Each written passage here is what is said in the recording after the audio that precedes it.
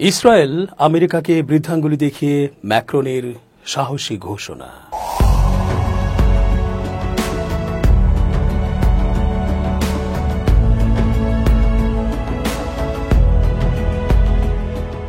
আসসালামু আলাইকুম প্রিয় দর্শক, আমন্ত্রণ আজকের আলোচনায়। চেঞ্জ টিভির আন্তর্জাতিক চোখ অনুষ্ঠানে এস.জি. রতন স্বাগত জানাচ্ছি। ইমানুয়েল ম্যাক্রন ইসরায়েল ও আমেরিকাকে এবার বৃদ্ধাঙ্গুলি দেখিয়ে ঠান্ডা মাথায় সাহসী ঘোষণা দিয়ে ফেলেছেন।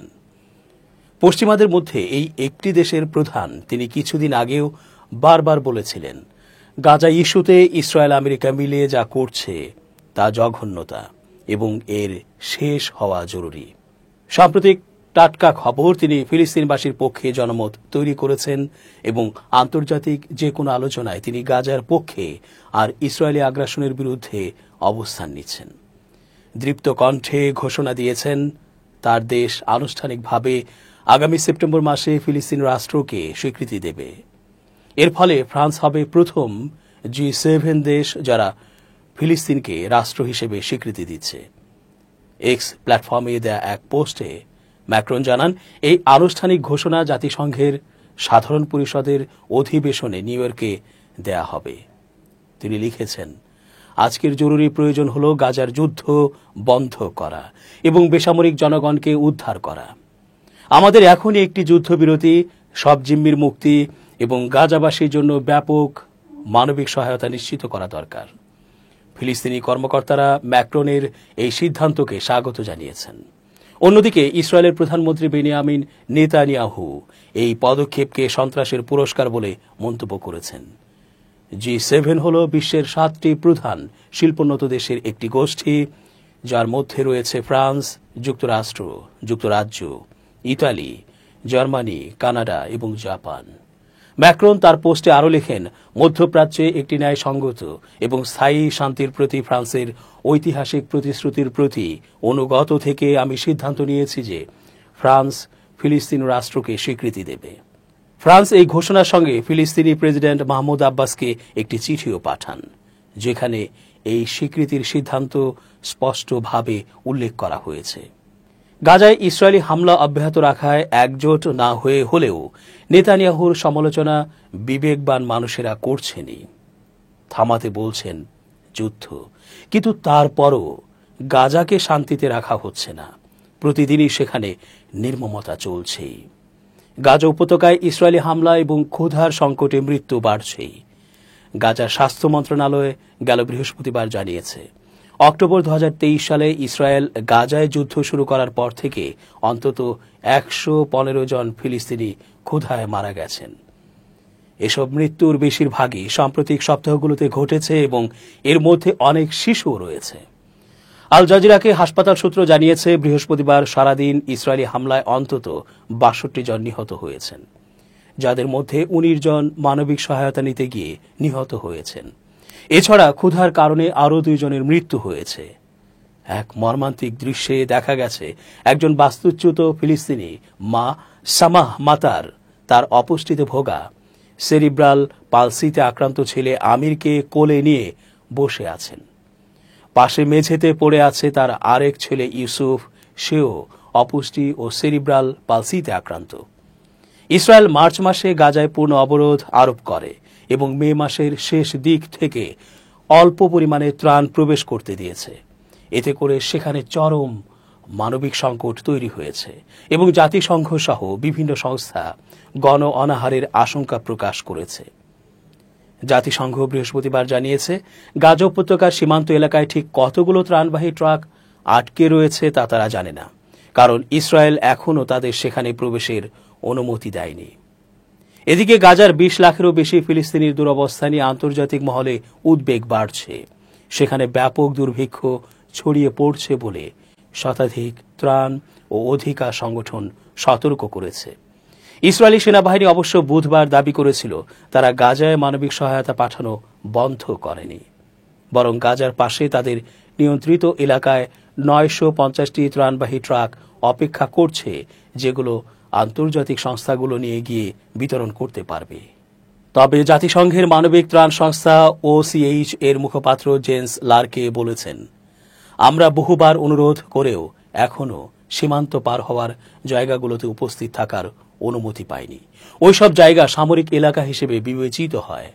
তাই আমরা জানি না বর্তমানে ঠিক কতগুলো ত্রাণবাহী ট্রাক সীমান্তে আটকে রয়েছে। লারকে ব্যাখ্যা করেন, ত্রাণ প্রবেশের প্রক্রিয়ায় জাতিসংঘকে ইসরায়েলি কর্তৃপক্ষের একাধিক অনুমতির প্রয়োজন হয়।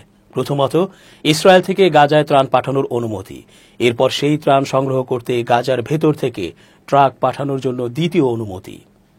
লারকে আরও বলেন, বিষয়টি শুধু ত্রাণ তোলার অনুমতি না পাওয়ার মধ্যে সীমাবদ্ধ নয়। দখলদার শক্তি ও সংঘাতে পক্ষ হিসেবে ইসরায়েলের দায়িত্ব হচ্ছে ত্রাণ সহযোগিতা নিশ্চিত করা, এমনকি তা সরাসরি মানুষের হাতে পৌঁছানো পর্যন্ত। তার ভাষায় এর মানে হল যথাযথ অনুমতি দিয়ে দেরি না করে ত্রাণ পাঠানোর অনুমতি দিতে হবে। মানবিক দলগুলোকে একাধিক নিরাপদ পথ ব্যবহার করতে দিতে হবে। সেনাদের ত্রাণ কাফেলার কাছাকাছি যেতে না দেয়া এবং বরাদ্দ করা রুটে বা অন্য কোথাও কোনোভাবেই বেসামরিকদের ওপর গুলি না চালানোর নির্দেশ দিতে হবে। তিনি আরো বলেন, এইসব শর্ত পূরণ না হলে নিরাপদ ও নীতি নির্ভরভাবে বড় পরিসরে ত্রাণ সরবরাহ করা সম্ভব নয়। অনুমতি মিললেও এসব কারণে মিশনের বাস্তবায়ন বাধাগ্রস্ত হয়। 2023 সালের অক্টোবরে হামাস ইসরায়েলে হামলা চালানোর পর গাজা যুদ্ধ শুরু হয়। চলমান যুদ্ধে 6 সপ্তাহের যুদ্ধবিরতি সম্প্রসারণ নিয়ে আলোচনা ভেঙে পড়ার পর 2 মার্চ থেকে ইসরায়েল গাজায় পূর্ণ অবরোধ আরোপ করে। এরপর মে মাসের শেষ দিকে ধীরে ধীরে কিছু ট্রাক ঢুকতে দেয়া হয়। যুক্তরাষ্ট্র ও ইসরায়েলের সহায়তায় গঠিত বেসরকারি সংস্থা গাজা হিউম্যানিটেরিয়ান ফাউন্ডেশন GHF গত 26 মে থেকে ত্রাণ কার্যক্রম চালু করেছে। তারা বুধবার জাতিসংঘ ও অন্যান্য আন্তর্জাতিক সংস্থাকে বিনামূল্যে তাদের সব ত্রাণ পৌঁছে দেওয়ার প্রস্তাব দিয়েছে। সংস্থার নির্বাহী চেয়ারম্যান জনি মুর বলেন, সময় ফুরিয়ে যাচ্ছে, মানুষ অনাহারে মরছে। GHF দাবি করেছে তারা গাজায় প্রায় 15 লাখ খাবারের বাক্স সরবরাহ করেছে। তবে জাতিসংঘ ও প্রধান ত্রাণ সংস্থাগুলো GHF এর সঙ্গে কাজ করতে অস্বীকৃতি জানিয়েছে। তাদের আশঙ্কা, এই সংস্থাটি ইসরায়েলি সামরিক উদ্দেশ্য পূরণের হাতিয়ার এবং তারা মানবিক নীতিমালা লঙ্ঘন করে। জাতিসংঘ মঙ্গলবার বলেছে, GHF কার্যক্রম শুরুর পর থেকে গাজায় খাবার সংগ্রহ করতে গিয়ে ইসরায়েলি বাহিনীর হাতে 1000-এর বেশি ফিলিস্তিনি নিহত হয়েছে। এদের মধ্যে প্রায় 3/4 GHF এর কেন্দ্রগুলোর আশপাশে মারা গেছে। জাতিসংঘের ফিলিস্তিনি শরণার্থী বিষয়ক সংস্থা UNRWA এর মুখপাত্র জুলিয়েত তোমা বলেন, তাদের 6000 ট্রাক খাবার ও ওষুধ নিয়ে জর্ডান ও মিশরে অপেক্ষা করছে, কিন্তু 2 মার্চের পর তারা আর কোনো ত্রাণ গাজায় ঢোকাতে পারেনি।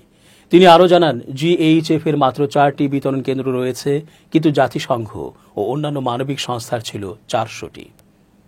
গাজায় ইসরায়েলের হামলা ও আমেরিকা সহ পশ্চিমাদের রক্তচক্ষু সত্ত্বেও অনেক দেশই ইতোমধ্যে ফিলিস্তিনকে স্বীকৃতি দিয়েছে। সর্বশেষ তথ্যানুযায়ী ফিলিস্তিনের জন্য মোট স্বীকৃতি প্রদানকারী দেশ 146টি।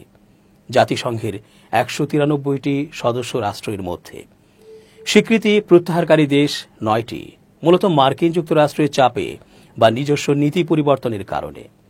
সর্বশেষ স্বীকৃতি প্রদানকারী দেশ 2024। স্পেন স্বীকৃতি দেওয়ার তারিখ 21 মে 2024। ইউরোপীয় ইউনিয়নের প্রথম প্রধান শক্তি হিসেবে স্বীকৃতি দেয়। আয়ারল্যান্ড তারিখ 28 মে 2024, এটি ইউরোপীয় ইউনিয়নের সদস্য রাষ্ট্র। নরওয়ে তারিখ 28 মে 2024, নর্ডিক দেশগুলোর মধ্যে প্রথম স্বীকৃতি। স্লোভেনিয়া তারিখ 4 জুন 2024, ইউরোপীয় ইউনিয়নের সদস্য রাষ্ট্র। উল্লেখযোগ্য স্বীকৃতি প্রদানকারী দেশের মধ্যে প্রথম স্বীকৃতি 1988 সালে স্বীকৃতি দেয় মৌরিতানিয়া, পাকিস্তান, তুরস্ক, Algeria, Morocco, Tunisia, Bangladesh, Indonesia, মালদ্বীপ।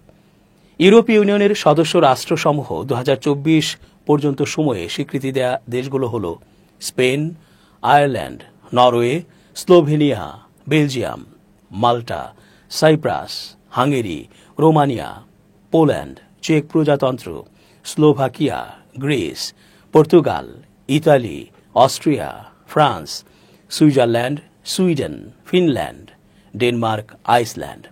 লাতিন আমেরিকা ও ক্যারিবীয় অঞ্চলসমূহের মধ্যে Brazil, Argentina, Chile, Venezuela, Bolivia, Cuba, Colombia, Ecuador, Peru, Mexico, Nicaragua, Costa Rica, Paraguay, Uruguay, Guyana, Suriname এই দেশগুলো ফিলিস্তিনকে স্বীকৃতি দেয়। আফ্রিকা ও এশিয়ার মধ্যে দক্ষিণ Africa, Nigeria, Kenya, Tanzania, Bharat, চীন, রাশিয়া, ইরান, সৌদি আরব, কাতার, সংযুক্ত আরব আমিরাত, Oman, Kuwait, Bahrain, Jordan, Lebanon, Syria, Iraq, Yemen, Afghanistan এই দেশগুলো স্বীকৃতি দেয়।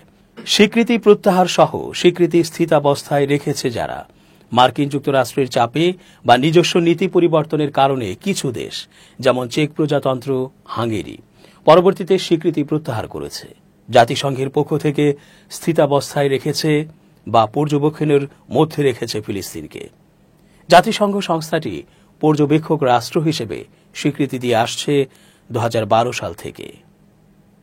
দর্শক, আজ এ পর্যন্তই। শুভকামনা।